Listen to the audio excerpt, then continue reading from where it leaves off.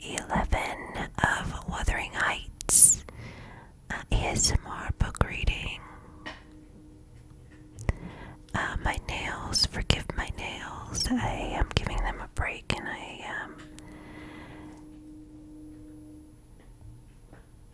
don't have anything to really tap, but I do have this.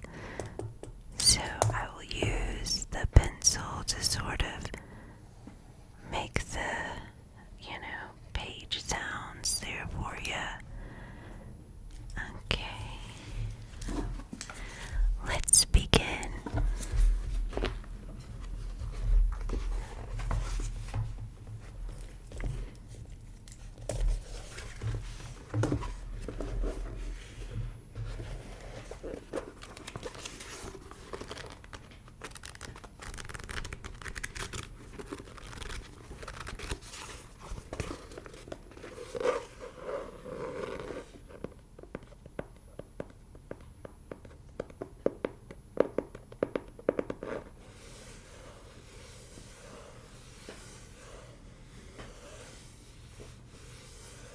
If you hear a little bit of a clicking sound in the background, that is my 11-month-old Pomeranian chewing on her bone.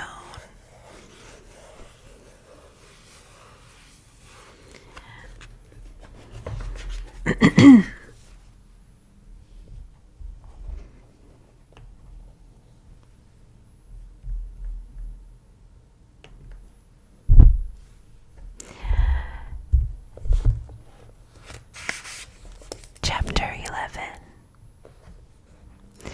Sometimes while meditating on these things in solitude, I've got up in a sudden terror and put on my bonnet to see how all was at the farm.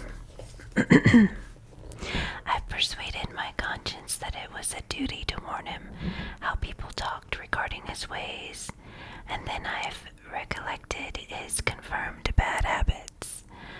And hopeless of benefiting him, I flinched from re-entering the dismal house, doubting if I could bear to be taken at my word. One time I passed the old gate, going out of my way on a journey to Kimmerton. It was about the period that my narrative has reached. A bright frosty afternoon, the ground bare and the road hard and dry. I came to a stone where the highway branches off on to the moor at your left hand, a rough sand pillar with the letters WH cut on its north side, on the east G and on the southwest TG. It serves as a guidepost to the Grange and Heights and village.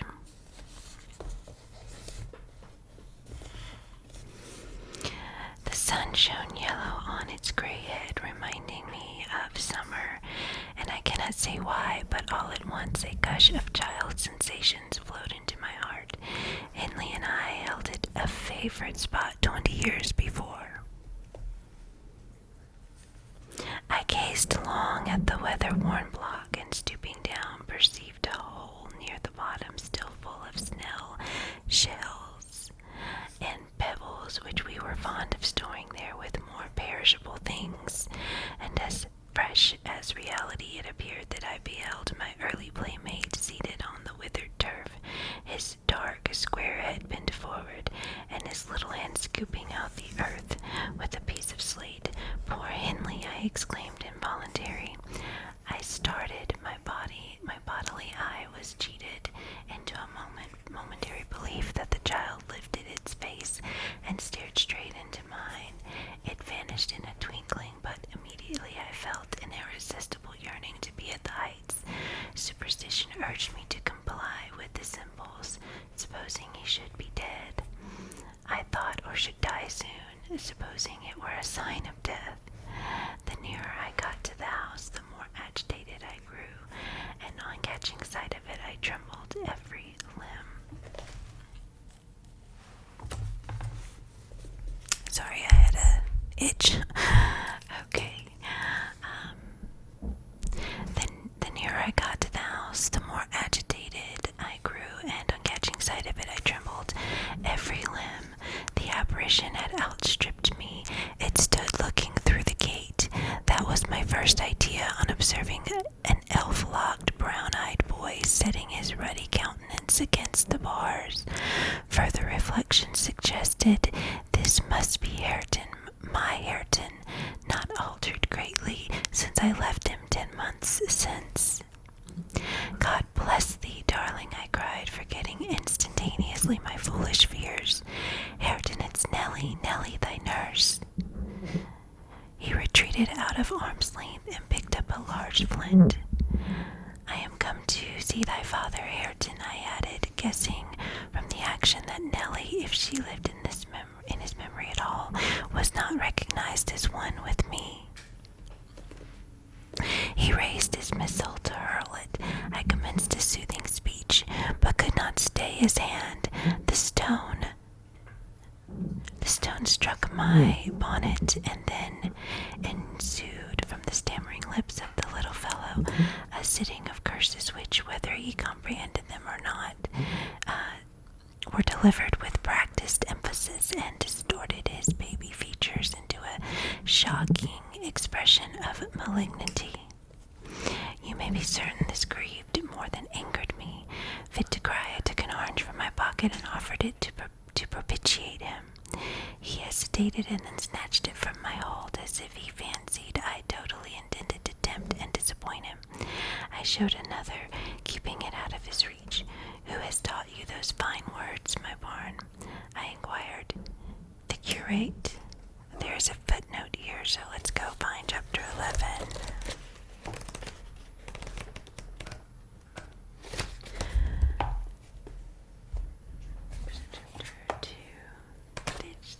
Okay, there we go. Okay, so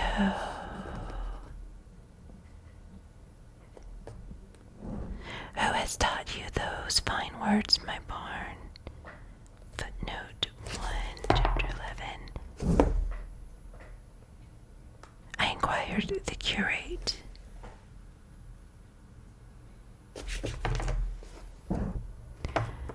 Since some parallel can perhaps be drawn between Catherine's own part in her illness and Emily's persistent and willful walk towards death. That wasn't very helpful. Anyway, let's continue. Okay. Damn the curate and thee, give me that, he replied. Tell us where you got your lessons, and you shall have it, said I. Who's your master? Devil Daddy was the answer. And what do you learn from Daddy? I continued. He jumped at the fruit. I raised it higher. What does he teach you? I asked. Naught, said he, but to keep out of his gate. Daddy cannot bide me because I swear at him. Ah, and the devil teaches you to swear at Daddy, I observed. Nay, he drawled. Who then? Heathcliff. I asked if he liked Mr. Heathcliff. Aye, he answered again. Desiring to have his reasons for liking him, I could only gather the sentences I knownt. He pays Dad back what he gives to me. He curses Daddy for cursing me. He says I'm undo as I will. And the curate does not teach you to read and write then, I pursued. No, I was told the curate should have this.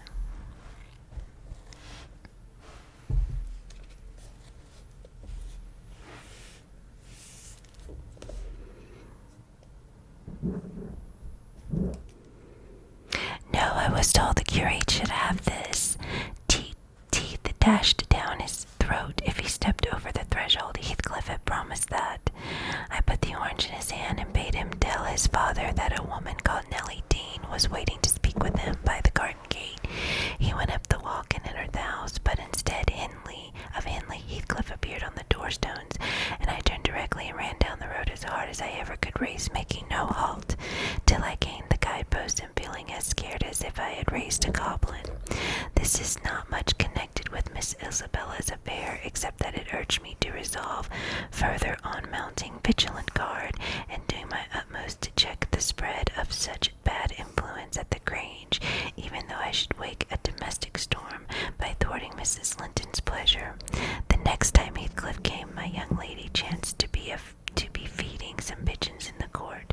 She had never spoken a word to her sister-in-law for 3 days, but she had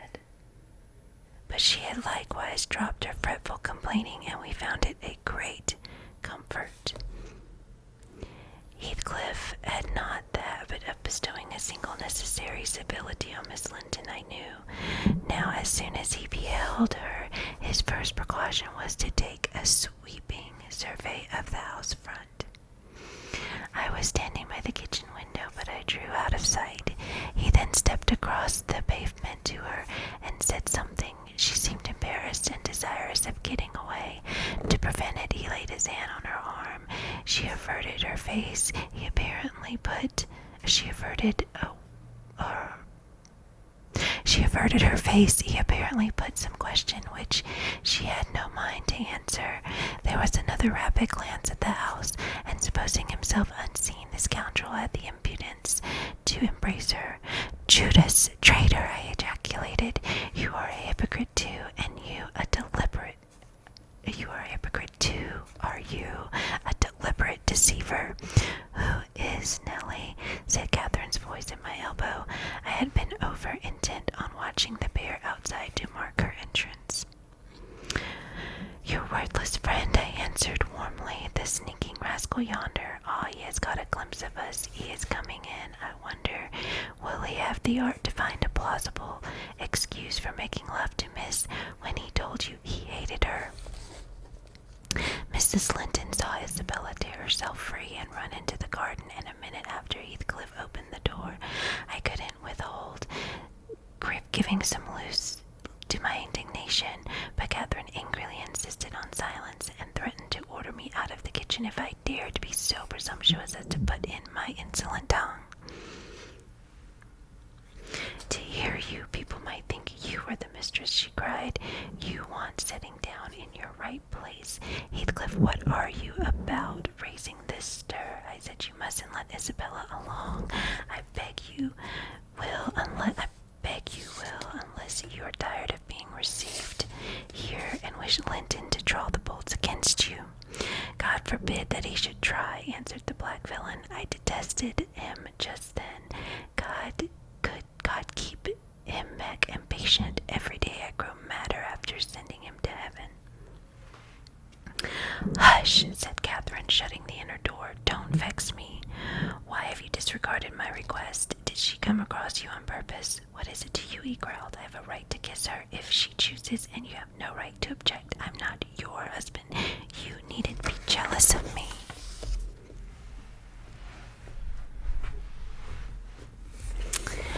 "I'm not jealous of you," replied the mistress. "I'm jealous for you. Clear your face. You shan't scowl at me. If you like Isabella, you shall marry her. But do you like her? Tell the truth, Heathcliff. There, you won't answer. I'm certain you don't." "And would Mr. Linton approve of his sister marrying that man?" I inquired. "Mr. Linton should approve," returned my lady decisively. He might spare himself the trouble," said Heathcliff, "if I could do as well without his approbation. And as to you, Catherine, I have a mind to speak a few words. Now, while we are at it, I want you to be aware that I know you have treated me infernally, do you hear? And if you flatter yourself that I don't perceive it, you are a fool. And if you think I can be consoled by sweet words, you are an idiot. And if you fancy I'll suffer unrevenged, I'll convince you of the contrary in a very little while. Meantime, thank you for telling me your sister-in-law's secret. I swear I'll make the most of it and stand you aside."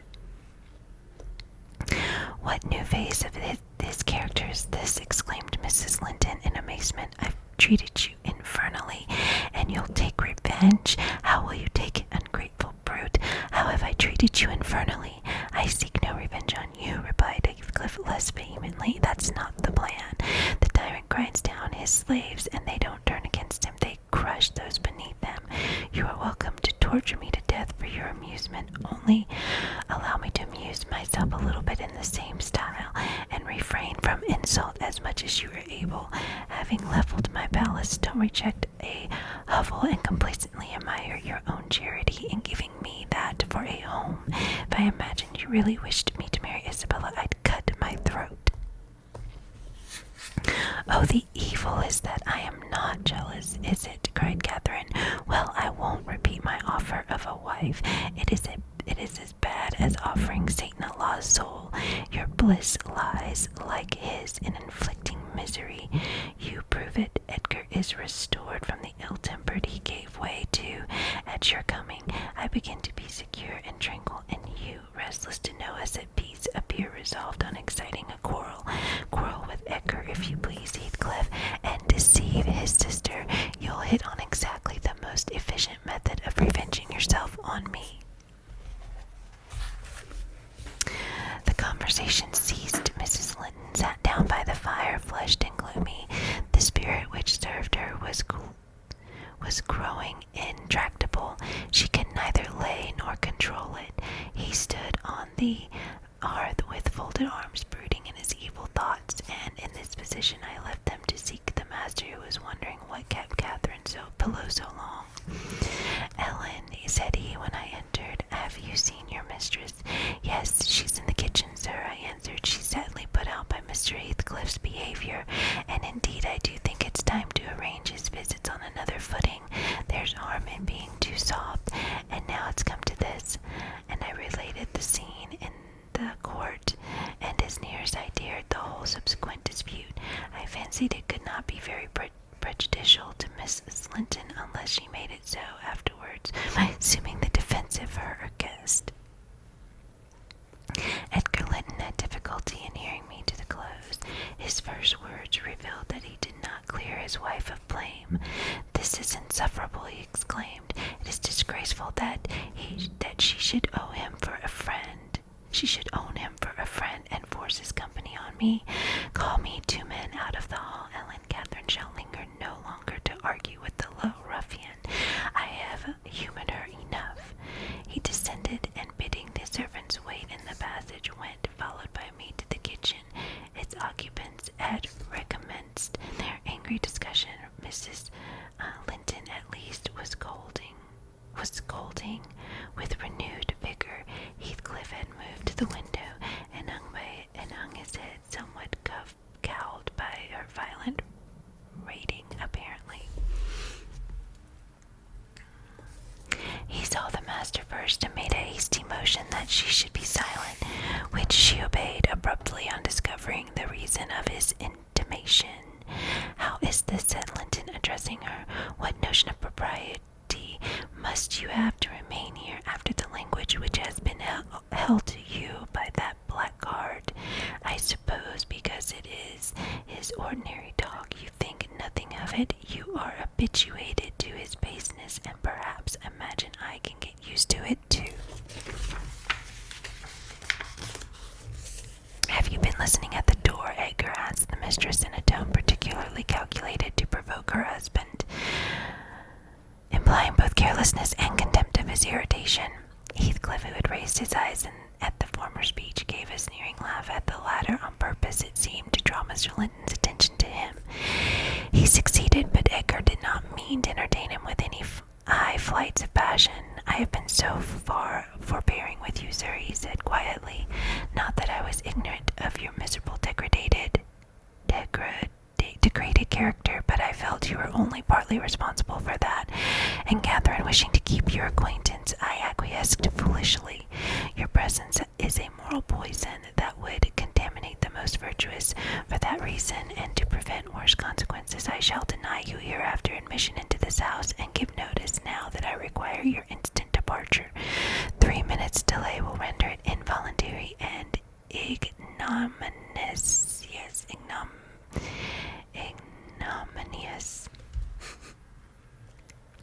Heathcliff measured the height and breadth of the speaker with an eye full of derision.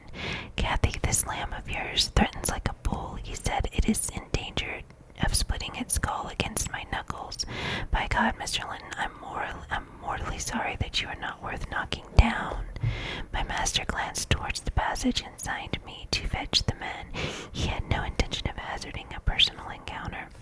I obeyed the hint, but Mrs. Linton, suspecting something, followed, and when I attempted to call them, she pulled me back, slammed the door to, and locked it. Fair means, she said in answer to her husband's look of angry surprise.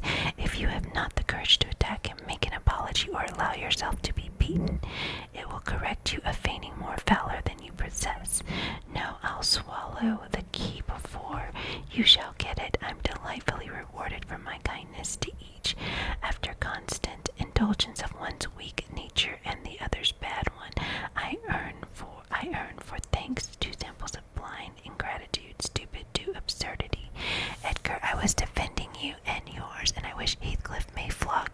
sick for daring to think an evil thought of me.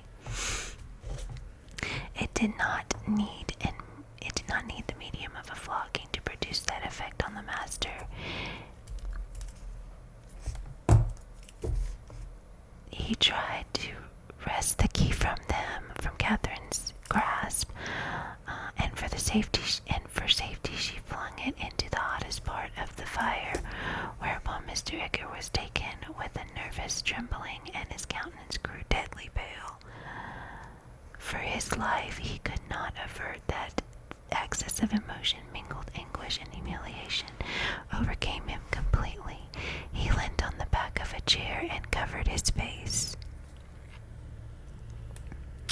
"Oh heavens, in the old days this would win you knighthood," exclaimed Mrs. Linton. We are vanquished. Heathcliff would as soon lift a finger at you as the king would march his army against a colony of mice. Cheer up. You shan't be hurt. Your type is not a lamb. It's a suckling leveret. Got a footnote there.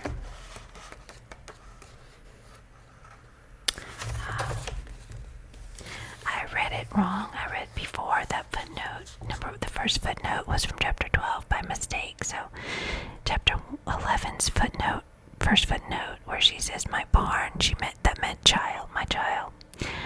Leveret is a young hare. Okay.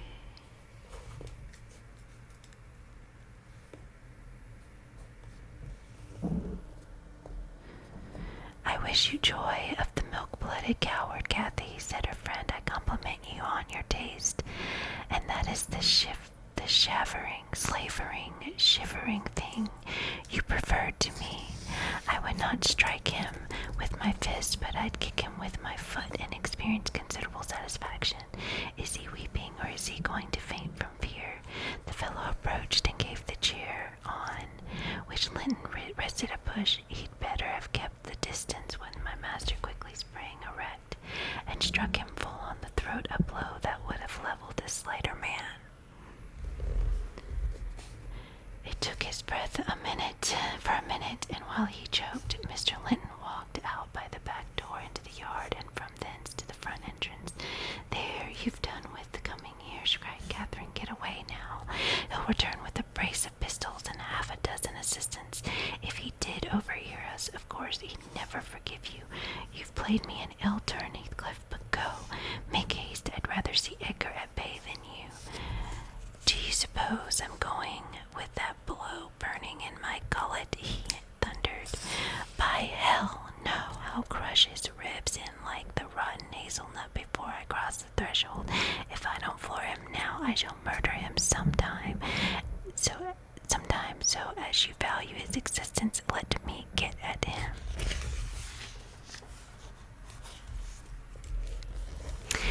"He's not coming," I interposed, framing a bit of a lie.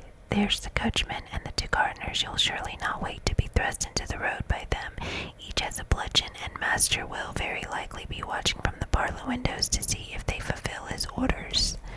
The gardeners and the coachman were, but Linton was with them. They had already encountered the court. Heathcliff, on second thoughts, resolved to avoid a struggle against three underlings. He seized the poker, smashed the lock from the inner door, and made his escape as they tramped in. Mrs. Linton, who was very much excited, bid me accompany her upstairs. She did not know my share in contributing to the disturbance, and I was anxious to keep her in ignorance. "I'm nearly distracted, Nellie," she exclaimed, throwing herself on the sofa. "1,000 Smiths' hammers are beating in my head. Tell Isabella to shun me. The uproar is owing to her, and should she or anyone else aggravate my anger at present, I shall get wild.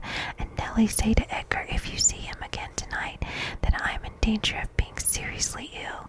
I wish it may prove true. He had startled and distressed me shockingly. I wanted to frighten him. Besides, he might come and begin a string of abuse or complainings. I'm certain I should recriminate, and God knows where we should end. Will you do so, my good Nellie? You are aware that I am no way blamable in this matter. outrageous after you left us, but I could soon have diverted him from Isabella, and the rest meant nothing. Now all is dashed wrong by the fool's craving to hear evil of self that haunts some people like a demon. Had Edgar never gathered our conversation, he would never have been the worse for it. Really, when he opened on me in that unreasonable tone of displeasure, after I had scolded Heathcliff till I was hoarse for him, I did not care hardly what they did to each other, especially as I felt that. However, the scene closed, and we should all be driven asunder for nobody knows how long. Well, if I cannot keep Heathcliff from their arts by breaking my own, if I cannot keep Heathcliff from my friend, if Edgar will be mean and jealous, I'll try to break their hearts by breaking my own. That will be a prompt way of finishing all, and when I am pushed to extremity. But it's a deed to be reserved for a forlorn hope.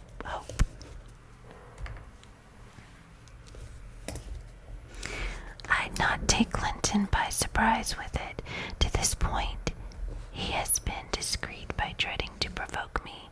You must represent the peril of quitting that policy, and remind him of my passionate temper, verging when kindled on frenzy. I wish you could dismiss that apathy out of your countenance, and look rather more anxious about me. The stolidity with which I received those instructions was no doubt rather exasperating, for they were delivered in perfect sincerity, but I believed a person who could plan the turning of her fits of passion to account beforehand might, by exerting her will, manage to control herself tolerably even while under their influence, and I did not wish to frighten her husband, as she said, and multiply his annoyances for the purpose of serving her selfishness. Therefore I said nothing when I met the master coming towards the parlor, but I took the liberty of turning back to listen whether they would resume the quarrel together. He began to speak first. "Remain where you are, Catherine," he said, without any anger in his voice, but with much sorrowful despondency. "I shall not stay. I am neither come to wrangle nor be reconciled, but I wish just to learn whether after this evening's events you intend to continue your intimacy with—" "Oh, for mercy's sake," interrupted the mistress, stamping her foot, "for mercy's sake, let us hear no more of it now. Your cold blood cannot be worked into a fever. Your veins are full of ice water, but mine are boiling, and the sight of such chillness makes them dance. To get rid of me, answer my question," persevered Mr. Linton. "You must answer it, and that violence does not alarm me. I have found that you can be as stoical as anyone, when you please. Will you give up Heathcliff hereafter, or will you give up me? It is impossible for you to be my friend and his at the same time. I absolutely require to know which you choose." "I require to be let alone," exclaimed Catherine furiously. "I demand it. Don't you see I can scarcely stand? Edgar, you leave me." She rung the bell till it broke with a twang. I entered leisurely. It was enough to try the temper of a saint with such senseless, wicked rages. There she lay, dashing her head against her arm of the sofa and grinding her teeth, so that you might fancy she would crash them to splinters. Mr. Linton stood looking at her in sudden compunction and fear. He told me to fetch some water. She had no breath for speaking.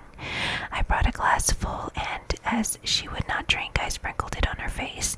In a few seconds she stretched herself out stiff and turned up her eyes, while her cheeks, at once blanched and livid, assumed the aspect of death. Linton looked terrified. "There's nothing in the world the matter," I whispered. I did not want him to yield, though I could not help being afraid in my heart. "She has blood on her lips," he said, shuddering. "Never mind," I answered tartly, and I told him how she had resolved, previous to his coming, on exhibiting a fit of frenzy. I incautiously gave the account aloud, and she heard me, for she started up, her hair flying over her shoulders, her eyes flashing, the muscles of her neck and arms standing out preternaturally. I made up my mind for her broken bones at least, but she only glared about her for an instant and then rushed from the room. The master directed me to follow. I did. To her chamber door. She hindered me from going further by securing it against me, as she never offered to descend to breakfast next morning, I went to ask whether she would have some carried up. No, she replied peremptorily.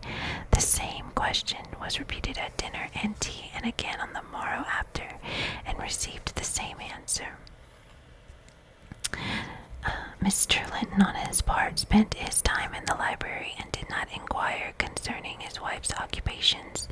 Isabella had had an hour's interview during which he tried to elicit from her some sentiment of proper horror for Heathcliff's advances, but he could take nothing of her evasive replies, and was obliged to close the examination unsatisfactorily, adding, however, a solemn warning that if she were so insane as to encourage that worthless suitor, it would dissolve all bonds of relationship between herself and him. Alright, so that was chapter 11. Nellie is still telling the story to Mr. Lockwood, or the backstory, the gossip, of how everything came to be at Thrushcross Grange. And chapter 11, Catherine is married to Edgar, and Heathcliff has paid a visit, and Edgar's offended that, Catherine is going to keep him as a friend, and Nellie, tells Catherine and Heathcliff have an argument because Heathcliff made an advance. I think he kissed Isabella, who's Edgar's sister, which is her sister-in-law, and that made her seem jealous because she got mad at Heathcliff. So they had a heated argument about, him pursuing Isabella and how Catherine treated him and chose Edgar and all this kind of stuff. So, which is not appropriate, right? Especially when her husband's like home right there and all that good stuff. So yeah, no. And so Nellie went to tell Edgar. Edgar got all upset and went in there and confronted Heathcliff and was gonna have his men take the hit, but Kathy said, "Nah, you need to stand up and be a man." Then Heathcliff punched him in the throat.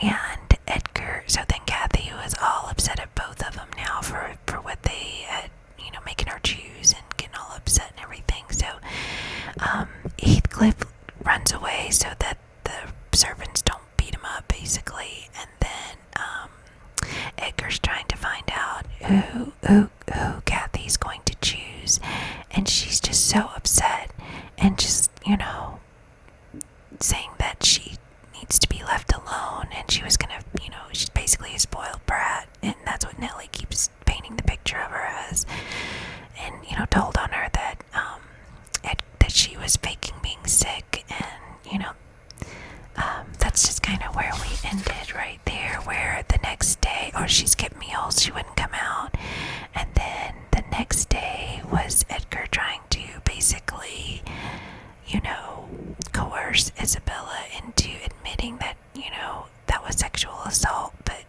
Isabella's like, not, she was being very evasive with her responses, and so Edgar threatened her to, if she pursued, entertained him as a suitor, that he would cut off all family ties with her. So that is the gossip there of